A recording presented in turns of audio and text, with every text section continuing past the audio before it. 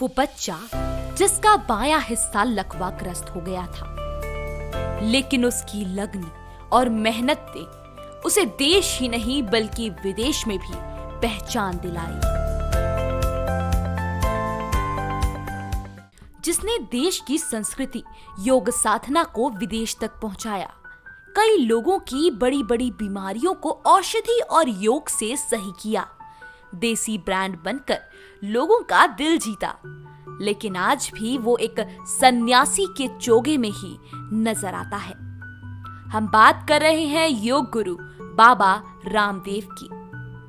हरियाणा के गांव में जन्मा एक बच्चा जिसका नाम रामकिशन रखा गया। उसकी जिंदगी बेहद आम थी। एक दिन स्कूल से लौटते वक्त वो जमीन पर गिर गया और उसके हाथ पैर अकड़ गए।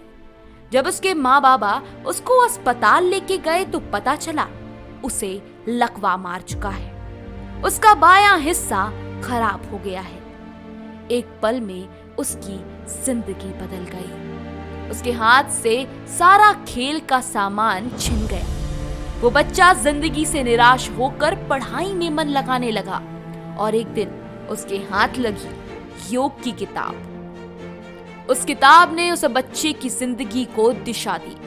बच्चे ने किताब में बताए तरीके से योग करना शुरू किया और अपनी सबसे बड़ी कमजोरी विकलांगता पर जीत पाई। और सिर्फ योग के चलते उसका लकवा खत्म हो गया और शरीर एक आम इंसान से भी ज्यादा स्वस्थ हो गया। जिसके बाद उसके गुरु ने उसका नाम परिवर्तित कर उसे नाम दिया रामदेव। इसके बाद आत्मज्ञान की इच्छा से रामदेव ने हिमालय का रुख किया और जब वहां से लौटे तो हरिद्वार में लोगों को योग का प्रशिक्षण देने लगे।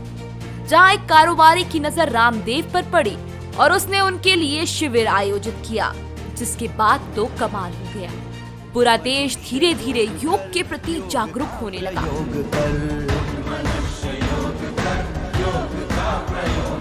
वो एक ब्रांड बन गए। हर चैनल पर सुबह उनका योग प्रसारित होने लगा। उनकी एक कंपनी शुरू हो गई, पतंजलि आयुर्वेद, जिसका टर्न ओवर लगभग 10,000 करोड़ का है। वो बच्चा जो खुद चल नहीं पा रहा था, उसने पूरी दुनिया को योग अभ्यास की अहमियत बताई और कई लोगों की बड़ी से बड़ी खतरनाक बीमारी को भी योग साधना से दूर किया और लोगों के लिए मिसाल बनकर सामने आए। ये कौन शख्स उतरा है भारत के धरातल पर जो इतनी निडरता से इतनी बड़ी ताकतों को ललकार रहा है?